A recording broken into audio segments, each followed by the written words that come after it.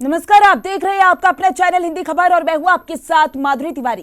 चीन सीमा पर भारत का शक्ति प्रदर्शन देखने को मिल रहा है। नॉर्थ ईस्ट में चीनी सीमा पर सेना का ड्रिल, लद्दाख में भारतीय सेना का युद्धाभ्यास देखने को मिल रहा है। तो देखिए, टैंक और फाइटिंग व्हीकल के साथ एक्सरसाइज की जा रही है। तो ये बड़ी जानकारी आप तक पहुंचा रहे हैं, जहां आपको बता दें, देखिए यहां पर चीन सीमा पर भारत अपना शक्ति प्रदर्शन करता हुआ नजर आ रहा है। नॉर्थ ईस्ट में चीना सीमा पर सेना का ड्रिल चल रहा है। लद्दाख में भारतीय सेना का युद्धाभ्यास देखने को मिल रहा है। तो ये बड़ी जानकारी, बड़ी खबर आप तक पहुंचा रहे हैं, जहां पर देखिए टैंक और फाइटिंग व्हीकल के साथ एक्सरसाइज चल रही है। तस्वीरें आपके सामने, जहां पर देखिए चीन को संदेश देने की कोशिश भी इसके जरिए की जा रही है। तो चीन सीमा पर भारत का शक्ति प्रदर्शन और ये तस्वीरें आपकी टीवी स्क्रीन पर। नॉर्थ ईस्ट में चीनी सीमा पर सेना का ड्रिल, साथ ही आपको जानकारी दे दें कि लद्दाख में भारतीय सेना का युद्धाभ्यास चल रहा है, जिसके जरिए देखिए चीन को संदेश देने की कोशिश की जा रही है।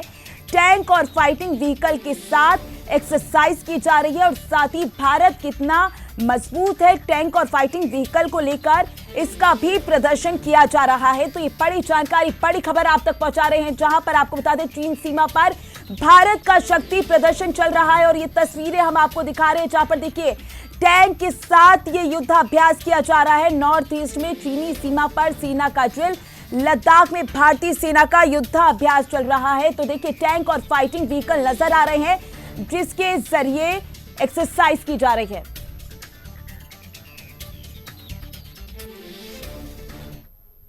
तो हमारे साथ डिफेंस एक्सपर्ट पीके सहगल जी जुड़ चुके हैं। सर देखिए, एक भव्य तस्वीर सामने आ रही है, टैंक और फाइटिंग व्हीकल के साथ युद्धाभ्यास किया जा रहा है। चीन को संदेश देने की कहीं ना कहीं कोशिश की जा रही है इसके जरिए। देखो, हर युद्ध से टैंक्स और बख्तर गाड़ियां वगैरह जो है, ये तो हमेशा होती है। इनके बिना युद्धाभ्यास क्या होगा। दूसरा, इस युद्धाभ्यास के बाद हम बड़ा कड़ा संदेश चीन को दे रहे हैं कि हमारी ट्रेनिंग बहुत उच्च दर्जे की है, हमारा मोरल एंड मोटिवेशन बड़ा हाई है, हमारी लीडरशिप बड़ी है जो उच्च दर्जे की है। और अगर चीन ने किसी प्रकार से हमको ललकारा तो हम मुंह तोड़ जवाब देने के लिए हर प्रकार से तैयार हैं। और ये साफ तौर पर चीन को नजर आना चाहिए कि हिंदुस्तान की कोशिश में, हिंदुस्तान की ट्रेनिंग में, हिंदुस्तान की किसी प्रकार की कोई खामियां नहीं है। जितनी भी खामियां थी सारों को सारा पूरा कर दिया गया है और बड़े पैमाने पर हर प्रकार के हथियार लगा दिए गए हैं, जिससे हम चीन को मुंह तोड़ जवाब दे सकते हैं। यहाँ तक कि जो वज्रा गन्स थी, जिनको ट्रायल के लिए भेजा था फरवरी में, वो भी सक्सेसफुल हुई है। और ये भी फैसला लिया गया कि लद्दाख के लिए, माउंटेन के लिए 2 नई रेजिमेंट तैयार की जाए जो स्पेसिफिकली उस एरिया में काम करेगी। इनकी रेंज बनिस्बत M777 जो लाइट वेट गन है, जिसको हेलीकॉप्टर के माध्यम से डिप्लॉय किया जाएगा, उसकी रेंज 40 किलोमीटर है, इसकी रेंज 50 किलोमीटर है। और क्योंकि ये हाईली मैन्यूवरेबल है, टैंक के ऊपर माउंटेड है, इसको बड़ी आसानी से एक जगह से दूसरी जगह ले जाया जा सकेगा और स्ट्रेटेजिकली इसको डिप्लॉय किया जा सकता है। इन दोनों गन का जो कॉम्बिनेशन है अदर गन, हमारी लिथैलिटी बहुत जबरदस्त होगी और चीन को यह साफ तौर पर नजर आना चाहिए। वास्तव में मुझे साफ तौर पर लग रहा है कि चीन काफी बुखलाया हुआ है। आज से पहले, कुछ साल पहले चीन परवाह नहीं करता था हम जितनी बड़ी एक्सरसाइज करते थे। उसको लगता था कि हिंदुस्तान की फौज कमजोर है, हिंदुस्तान की फौज डरती है। आज चीन ने ये अपने, जैसे हम प्रेडेटर ड्रोन ले रहे हैं, उसी माफी उसने भी अपने सर्विलेंस ड्रोन जो है तिब्बत में लगा दिए हैं और वो हर समय हिंदुस्तान के 14 कोर के ऊपर नजर रखने की कोशिश कर रहा है, जबकि उसके अनेकों प्रकार के सैटेलाइट हैं। ये साफ तौर पर दर्शाता है कि चीन की नर्वसनेस। चीन साफ तौर पर जानता है कि हिंदुस्तान के सैनिक जो हैं फिजिकली, इंटेलेक्चुअली, मॉरली, स्पिरिचुअली उसके सैनिकों से बहुत बेहतर है और उसके सैनिक हमारे सामने टिक नहीं सकते। वास्तव में वो कीड़े मकोड़े की तरह गिर रहे हैं। जब से गलवान का स्टैंड ऑफ हुआ है, तब से अभी तक लेके 5 से 6 चाइनीज कमांडर जो हैं उनको चेंज किया गया है। तो कोई भी कमांडर जो है उन हाई ऑल्टीट्यूड एरियाज में टिक नहीं पा रहा। तो ये चीन की बहुत बड़ी कमजोरी है, जिसका फायदा हिंदुस्तान उठाएगा अगर चीन ने किसी प्रकार से हमको ललकारा तो। जी, और बिल्कुल सर, कहीं ना कहीं इस युद्धाभ्यास से चीन बौखला भी जाएगा। अगर हम टैंक और फाइटिंग व्हीकल की बात करें तो भारत अपने आप में कितना मजबूत है इनको लेकर? देखो, भारत के पास हर प्रकार की गन्स है, हर प्रकार के वेपन सिस्टम है जो चीन के मुकाबले के। शुरू में जब लद्दाख का स्टैंड ऑफ हुआ तो उस समय हमने हेवी टैंक T-90 और T-72 वगैरह, अभी हमारी कोशिश की जा रही है कि लाइटर टैंक वहां भेजे जाएं। हिंदुस्तान बड़े पैमाने पर लाइटर टैंक बनाने की कोशिश कर रहा है, डीआरडीओ, और फिर डीआरडीओ और ये महिंद्रा को जॉइंटली वज्रा टैंक बनाने जा रहे हैं। वज्रा टैंक वही होगा जो वज्रा टैंक अभी है, चेसी वही होगी, लेकिन उसके टरेट में और गन में चेंज किया जाएगा। जो 155 मिलीमीटर का गन है, ये बड़ी हैवी गन है, इसको रिप्लेस किया जाएगा 105 मिलीमीटर या 120 मिलीमीटर से, जिससे ये टैंक काफी हल्का हो जाएगा और इसके लिए मैन्यूवरेबिलिटी और इसको कैरिंग प्रॉब्लम जो है बहुत बड़े पैमाने में कम हो जाएगी।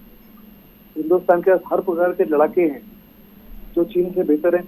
वी-40 राफेल, वी-40 SU-30, चाइना का SU-30 है, लेकिन हिंदुस्तान का SU-30 चीन के SU-30 से ज्यादा बेहतर है। फिर हमारे जितने भी SU-30 हैं जो खास करके चीन के साथ डिप्लॉय किए गए हैं, उनको मेट किया गया है ब्रह्मोस मिसाइल के साथ में। ब्रह्मोस मिसाइल के साथ में उनकी रेंज जो है बहुत बढ़ जाती है, और चीन के जितने भी टारगेट इन डेप्थ हैं, जैसे कि उसके स्ट्रेटेजिक एयरफील्ड हैं, उसके मिसाइल लोकेशन है, उसके हेडक्वार्टर हैं, उनको ब्रह्मोस के माध्यम से बड़ी आसानी से टेक आउट किया जा सकता है।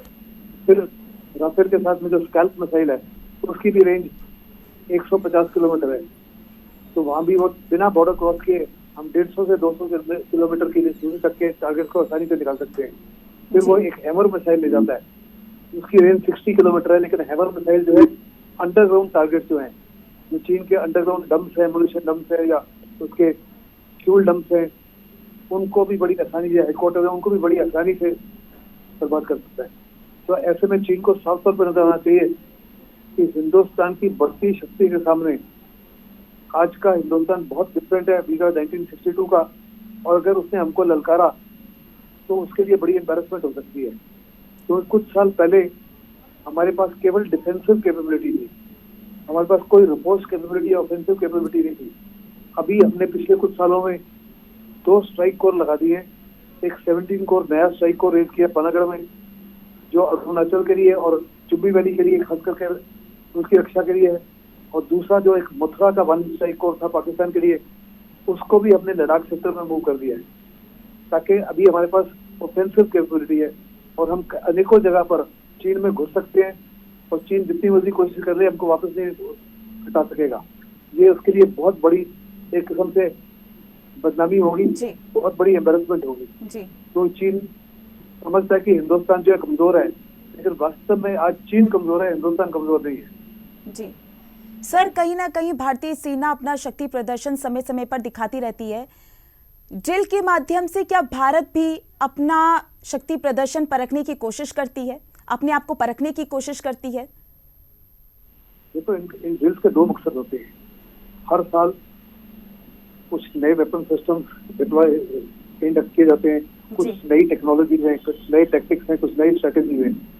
तो इन एक्सरसाइज के माध्यम से हम उनको होन करते हैं, ट्रुप्स को उनके साथ फेमिलियराइज करते हैं, और उनकी एफिकेसी को टेस्ट किया जाता है, और उस एफिकेसी को ये भी टेस्ट किया जाता है कि दुश्मन किस माफी के रिएक्ट करेगा इसके खिलाफ, और हमारी काउंटर स्ट्रेटेजी क्या होनी चाहिए। तो एक तो हम शक्ति प्रदर्शन से दुश्मन को दर्शा रहे हैं कि हमारी बढ़ती ताकत, दूसरा अपने ट्रुप्स को ट्रेन कर रहे हैं उन नई टेक्नोलॉजी को, नए टैक्टिक्स को अडॉप्ट करने के लिए और नई स्ट्रेटेजी को।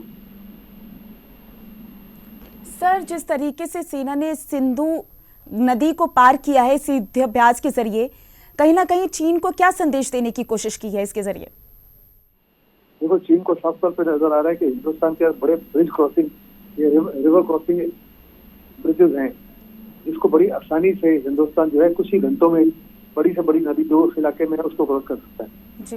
उस इलाके में अनेकों छोटी नदियां हैं और जो बड़ी बड़ी नदियां हैं, और हिंदुस्तान की असली ताकत है, क्षमता है, जो इंजीनियरिंग इक्विपमेंट है, ब्रिजिंग इक्विपमेंट है, जिसके माध्यम से हम बड़ी आसानी से कोई भी वाटर ऑब्स्टेकल को या कोई भी बड़ा डिच वगैरह को उसको आसानी से क्रॉस करके चीन की टेरिटरी के अंदर जा सकते हैं या चीन के ट्रुप्स का मुकाबला कर सकते हैं। चीन को लगता है कि ब्रिजिंग में वो हमसे बहुत आगे है, लेकिन उसको साफ तौर पर नजर आना चाहिए कि हिंदुस्तान पीछे नहीं है, हिंदुस्तान उससे शायद आगे ही है।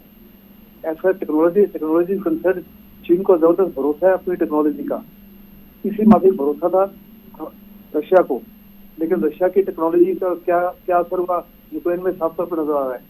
500 दिन होने लगे लड़ाई को, रशिया ने कुछ बड़े पैमाने पर कुछ गेन नहीं किया और वहां पूरी तरह से फंस गया। चीन की टेक्नोलॉजी भी जो है वो उतनी बढ़िया काम करेगी जितने बढ़िया उसके ट्रेन है। रशिया और चाइना ने दोनों ने टेक्नोलॉजी में तो बड़ी उन्नति की है, लेकिन क्वालिटी ऑफ ट्रेनिंग जो है, क्वालिटी ऑफ लीडरशिप जो है बड़ी पुअर है। उनके एक सैनिक से लेकर chief of the army staff में किसी को एक दिन का भी लड़ाई का तजुर्बा नहीं है, जबकि हिंदुस्तान की फौज के हर सैनिक को इसका तजुर्बा है। जी सर, भारत आत्मनिर्भर बन रहा है हर मामले में। अगर हम रक्षा की बात करें, पहले क्या हालात, क्या स्थिति थी भारत की रक्षा के मामले में, और इस समय भारत कितना मजबूत बन चुका है, कितना आगे आ चुका है? ये बहुत अहम सवाल है। अगर आप याद करो तो 1962 में हम लड़ाई कर रहे थे 303 राइफल से। आज हमारे पास state of the art personal weapons है, हमारे पास state of the art personal clothing थी। हमारी फौज समर ड्रेस में आगे गई थी और पीटी शूज में। आज हर प्रकार के नए प्रकार के बूट्स हैं, नए प्रकार की हेलमेट है, नए प्रकार के क्लोथिंग है, आर्मर पियर्सिंग, ये वेस्ट है जो आपको गोली से बचा सकती है। फिर हमारे पास हर प्रकार के आधुनिक एयरक्राफ्ट है। You got SU-30, you got Mirage, you got Rafale. फिर आपके पास हेलीकॉप्टर है, अपाचे की तरह आपके अच्छे लोग हेलीकॉप्टर हैं जो एक जगह से दूसरी जगह सामान को ले जा सकते हैं, लॉजिस्टिक्स को ले जा सकते हैं, M777 गन को ले जा सकते हैं। आपके पास बहुत ही उच्च दर्जे के टैंक्स हैं, उच्च दर्जे की बख्तर गाड़ियां हैं और बहुत ही हाई क्लास दुनिया के तकरीबन सबसे बेहतरीन गन जो है आपके पास वज्रा जो है, जिसकी रेंज 50 किलोमीटर है, हाईली मैन्यूवरेबल है। चीन के पास इसके मुकाबले में कोई नहीं है। फिर आप अगर सर्वेलेंस कैपेबिलिटी देखो तो एक समय था हमको दुश्मन के पहाड़ी के उस तरफ क्या हो रहा है कुछ पता नहीं था। आज हमको 24/7 365 डेज मिनट टू मिनट चीन की हर मूवमेंट को नजर है।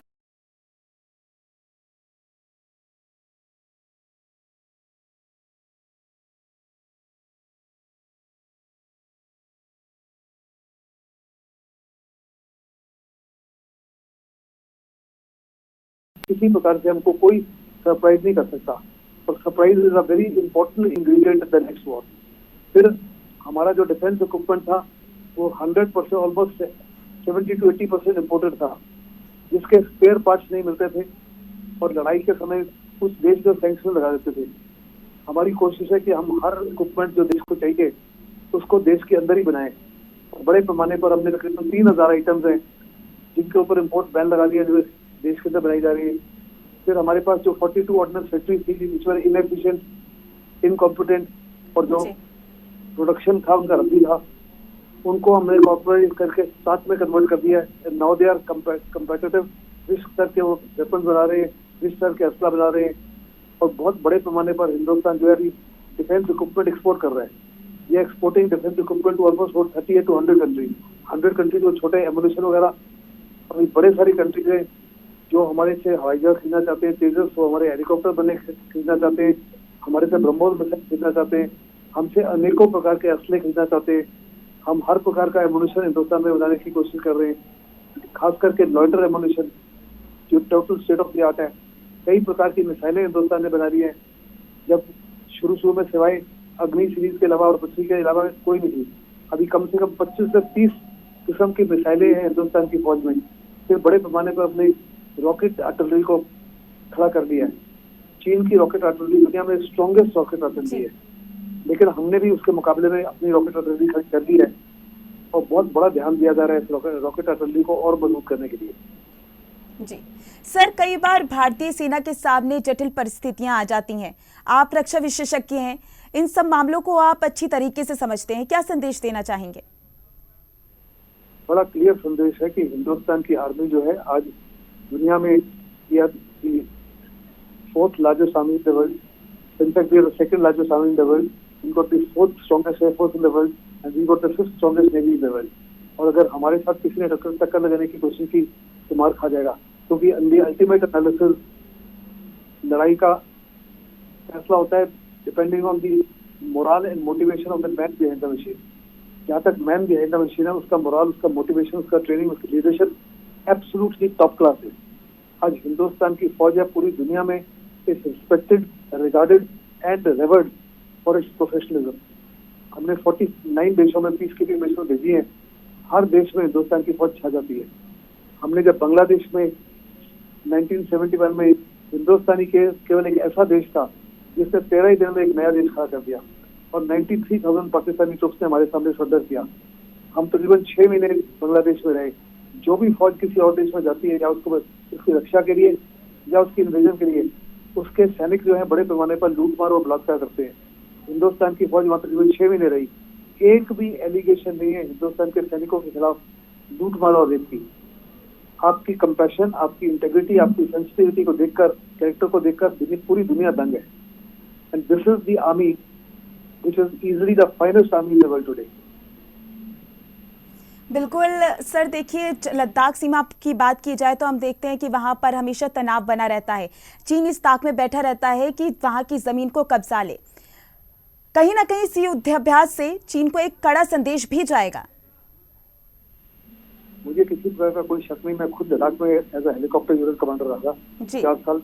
चीन की हर समय कोशिश होती है कि हिंदुस्तान को बैकफुट पे पकड़े और inch by inch, yard by yard हमारी जमीन को खाता जाए।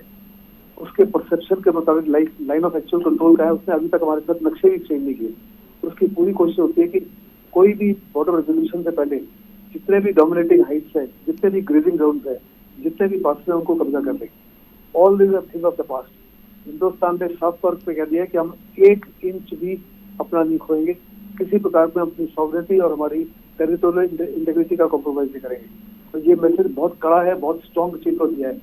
हम साफ तौर पर उसको कहते हैं we are peace loving nation. हमारे इतिहास में हमने कभी किसी के खिलाफ कोई इन्वेड नहीं किया, कोई युद्ध नहीं किया, लेकिन जब जब हमको किसी ने ललकारा है हम मुंह तोड़ जवाब देने के लिए सक्षम है। और गलवान के बाद में, सांगसे के बाद में चीन को साफ तौर पर नजर आ रहा है कि आज का हिंदुस्तान जो है वो पुराना हिंदुस्तान नहीं है। कि 62 से लेकर चीन में भी बड़ी मॉडर्नाइजेशन हुई है, लेकिन जो हिंदुस्तान की मॉडर्नाइजेशन है वो प्रशंसनीय है और वो टोटली केपेबल है चीन जैसे देश को सबक सिखाने के लिए।